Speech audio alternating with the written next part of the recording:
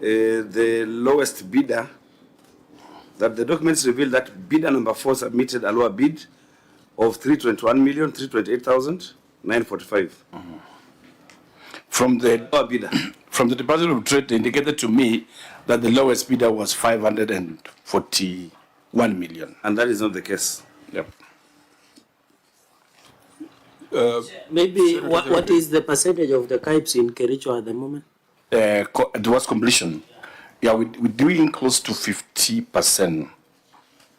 50% because the matching funds have not come through. Yes, yes. Okay. Yes. And then you have told senior council that did the at the point in any meeting of council of governors express any reservation, because we have had Governor Orengo, Governor Junior, Mutula Junior.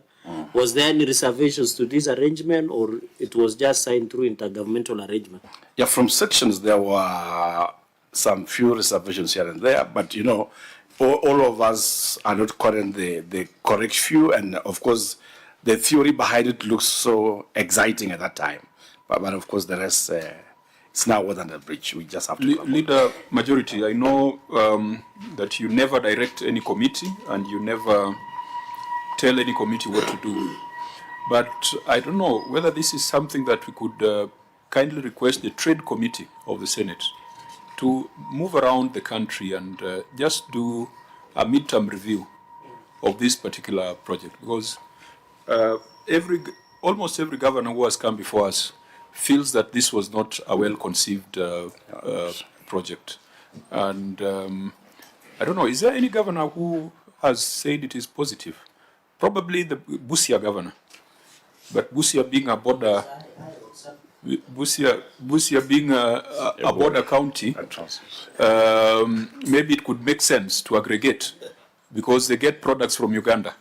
So majority, you see, this is a flagship project which the president was selling almost personally, and then the then minister sold very passionately. But the feedback we are getting indicates that there's a problem. And again, now the 250 million is not coming, despite us approving it in the conditional, in the additional allocations law. So it's something that, fine, CPAC can move around, but the more relevant committee could be Trade. Yeah, we need Trade to look into it so that to appreciate what are the gaps, what was the conceptualization. I believe by the time they rolled out this project, there's something they had thought about. Unfortunately, it takes a lot more than buildings to put together an aggregation, because once you put, the brick and mortar is not the problem. The problem is the product, eventually. Once you have the stores ready, what is it that you're aggregating? Because if you haven't worked on the raw material, there's nothing to supply, which is typical. That's why, Chair, we are making a case for privatization. Government is very poor at doing business. And this is just one classic example of so many things that we clog ourselves with. That is money that could otherwise have done something else in the county as well as in the national government, which now we have put together. And in any case, who had said that there was a problem of aggregation? There are private players. If I think about Kericho, even in terms of horticulture, there are private players who aggregate all these things. From avocado, KTDA does it for our tea. Our sugarcane is with the private factories. So you wonder what else can we aggregate?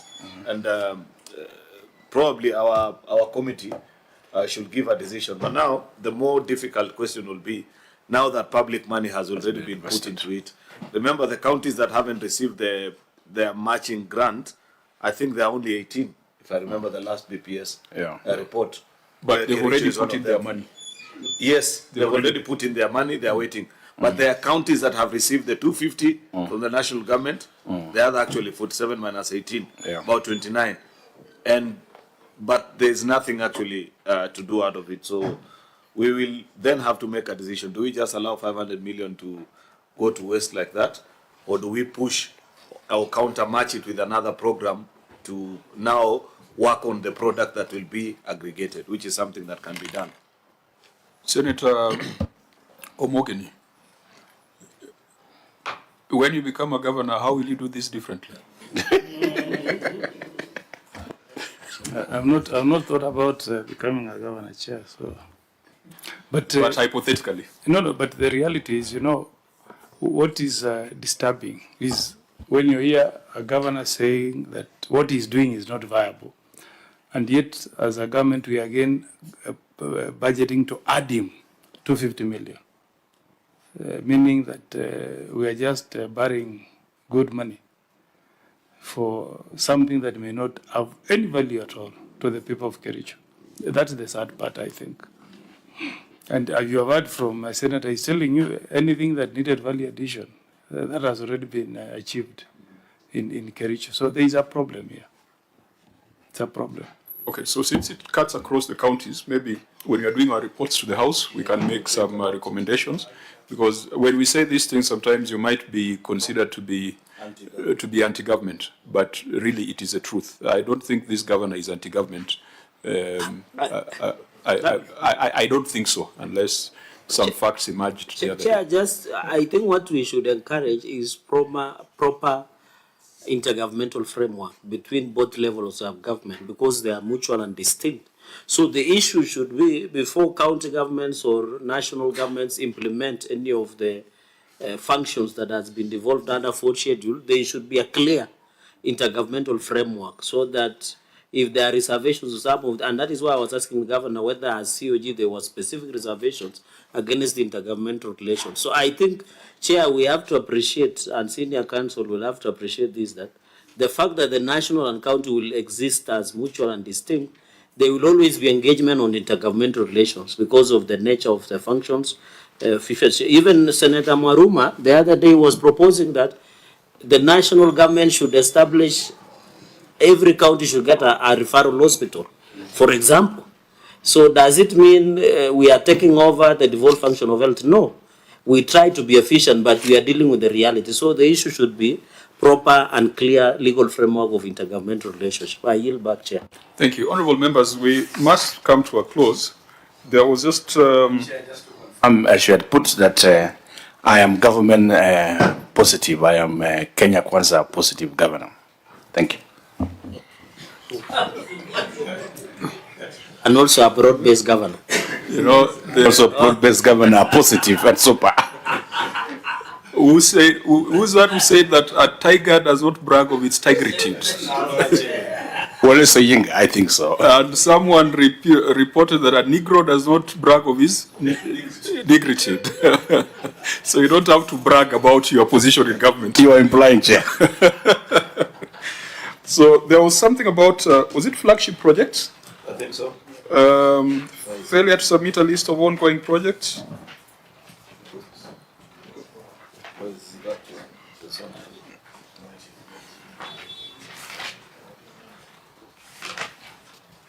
Auditor-General, there was initial failure to submit list of ongoing projects.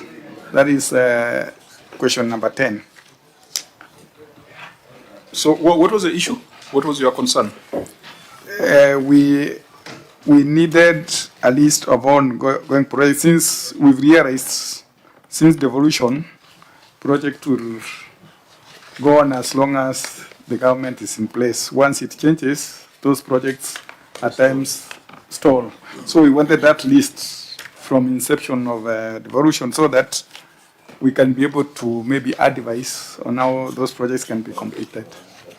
Even though in the response of the governor, he has actually pointed you to where you could have gotten that list, the ADP. The ADP, because if you looked at the ADP, if you looked at the procurement plans, you'll probably be able to see, and the budgets, you'll be able to see them so that you demand But in the ADP, you only find what that current government wants. What of the previous governments?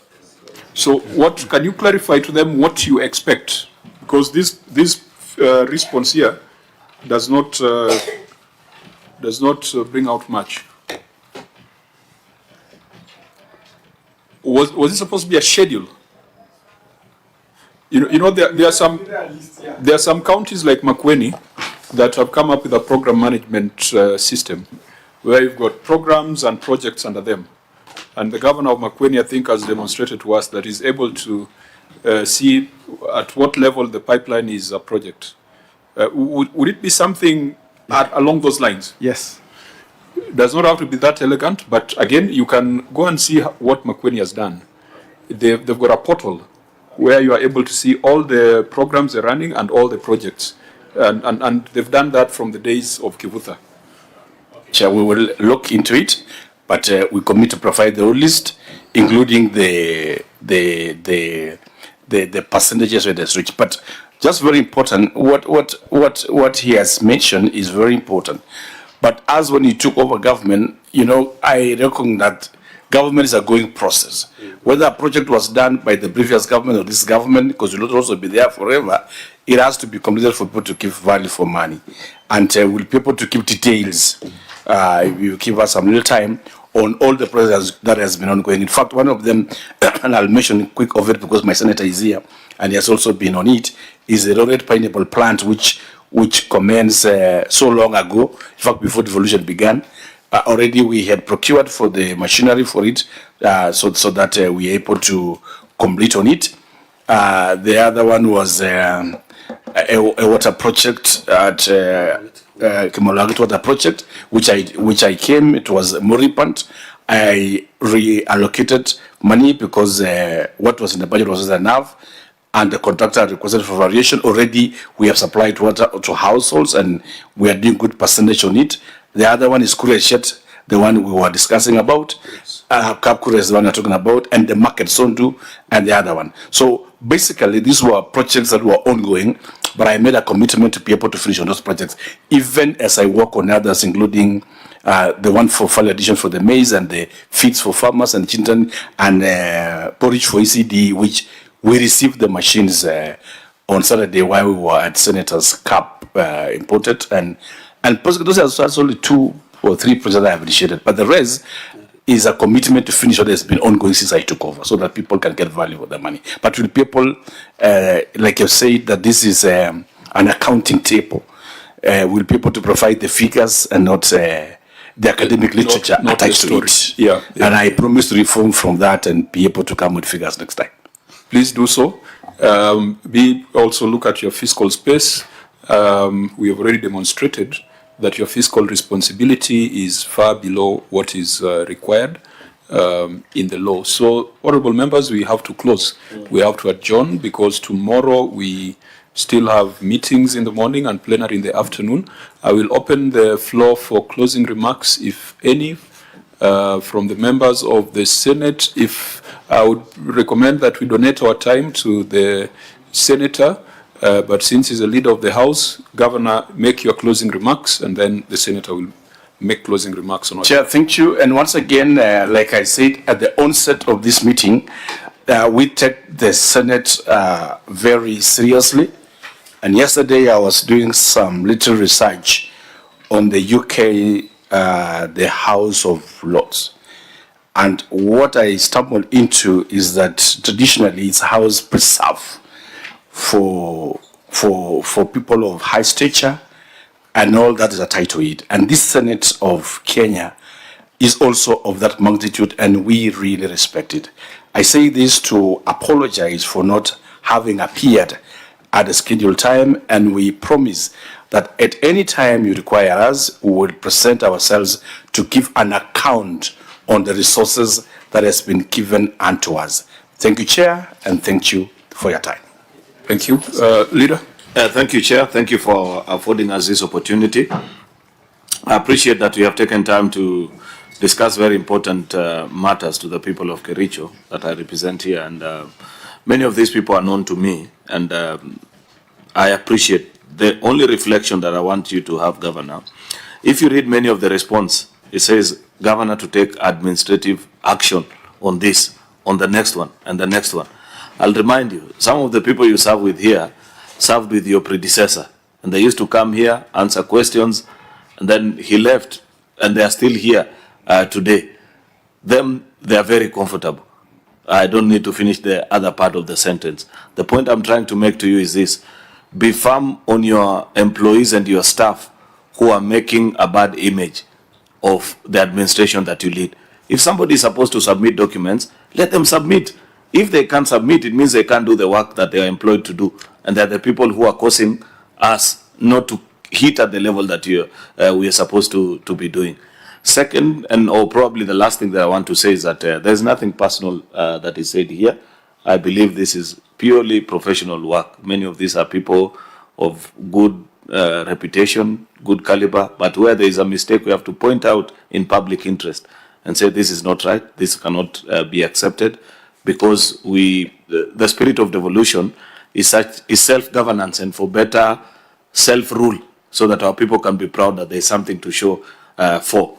I take note of the fact that, Governor, you've given commitments on pending bills, on addressing this wage bill and so many other things, together with the timeline. I'll be more than happy when we next meet before this committee for us to be taking progress and say that day we promised you this and it was done. It will be the great happiness to me. Otherwise, Chair and members, thank you for indulging us. God bless you. Thank you, Leader. And as I conclude, the Senator from Kericho is our leader in the House.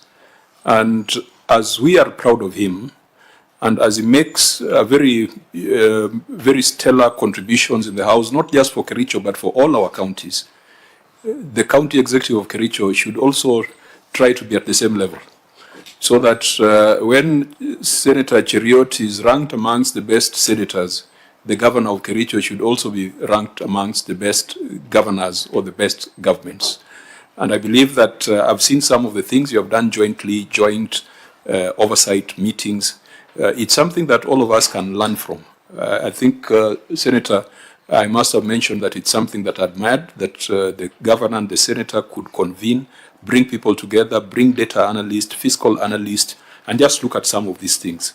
That is the best form of oversight at a proactive level rather than at a mortician level as we are doing today. So we will continue helping you and your team. Your senator said there's nothing personal.